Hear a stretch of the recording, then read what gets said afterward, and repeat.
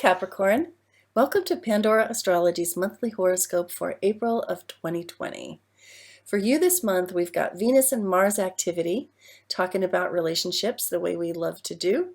And Mercury is direct and fast, which is such good news after that Mercury retrograde. Wow. And then we've got a new and a full moon for you as well. Hey, Julia, what's up with these relationship planets for Capricorn this month? Sure. Well, hey, Capricorn. So I'm going to talk about Venus first. She's the planet of art, beauty, and love. And she's going to be entering your sixth house of habits and work on April 3rd. And she's going to stay there for the rest of the month. So wherever we have Venus is where we find some pleasure. So you could be really enjoying your really good health routines and habits at this time, or any new sort of routines and habits that you have.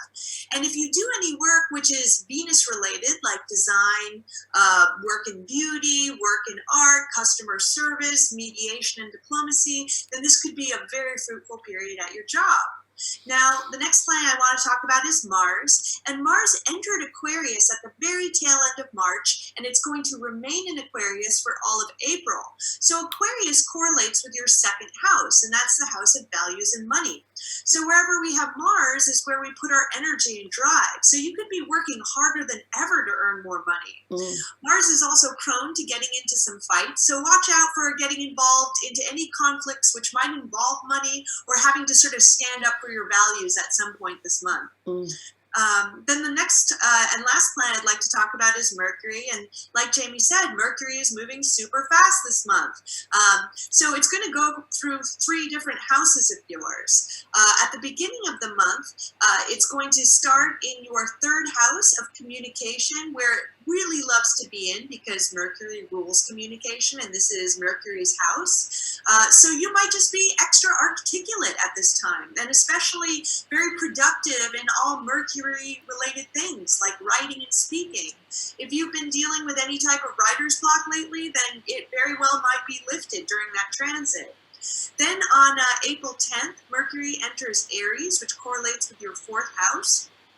And wherever we have Mercury is also where we do our best thinking and where we put our mental focus. And the fourth house is all about your home and family. So your thoughts could quite literally be on your home and family during that period. You know, how can you make your home more satisfying?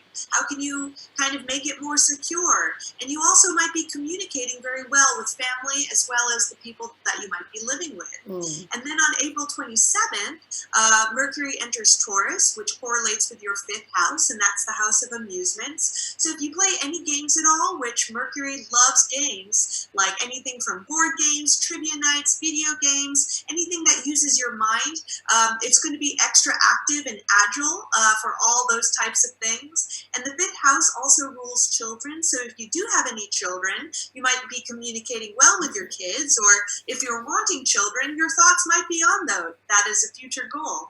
What else do you see going on, Jamie? You know, it just occurred to me, Capricorn, if you are interested in a reading at this time, with Mercury moving through that fourth house, you might really get the urge to do some organizing around the home. And with Venus moving through the sixth house, you might find that that's just really pleasurable and good for your relationship to be doing that.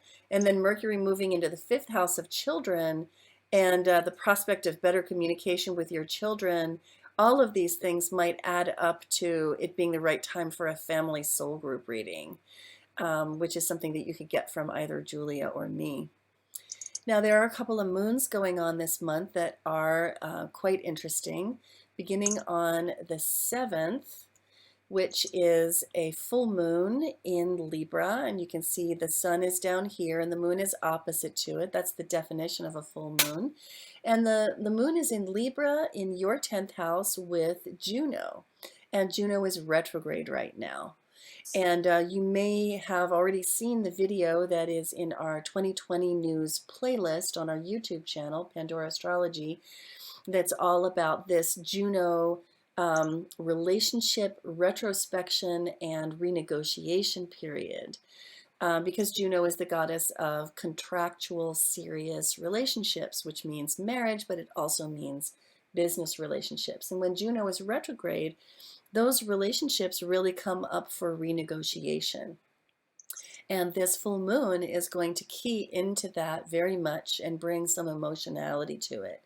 So, if you have been involved in a renegotiation with a partner of any kind, I might consider, um, taking a little break from the negotiations, or just being aware that for about 3 days surrounding April 7th, so the 6th to the 8th, emotions might run particularly high in that relationship process, especially because this axis is the axis of home, that's the fourth house, and career, the 10th house.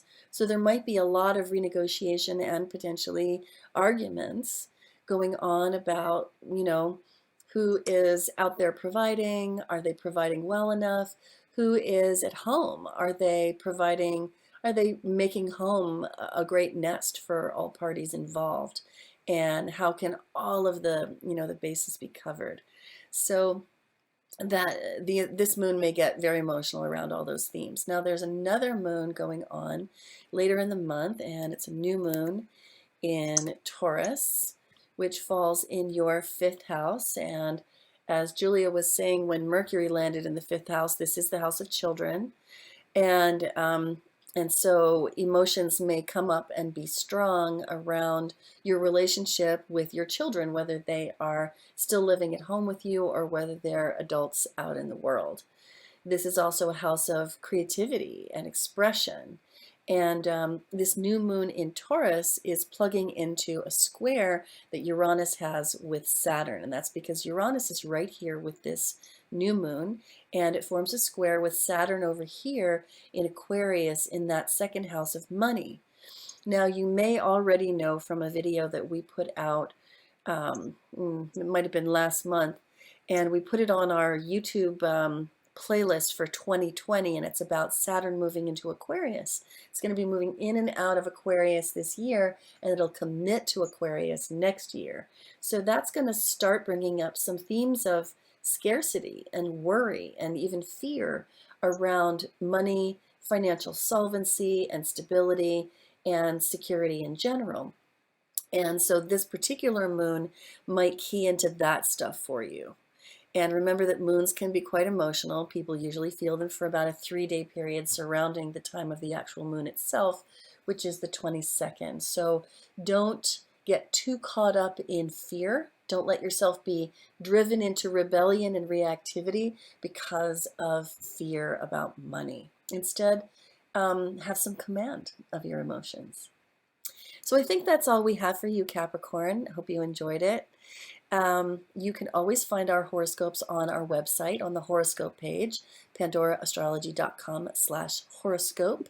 And you can find them on our YouTube channel, Pandora Astrology, organized for you into monthly playlists. And until next month, Capricorn, we'll see you around the cosmos. Bye.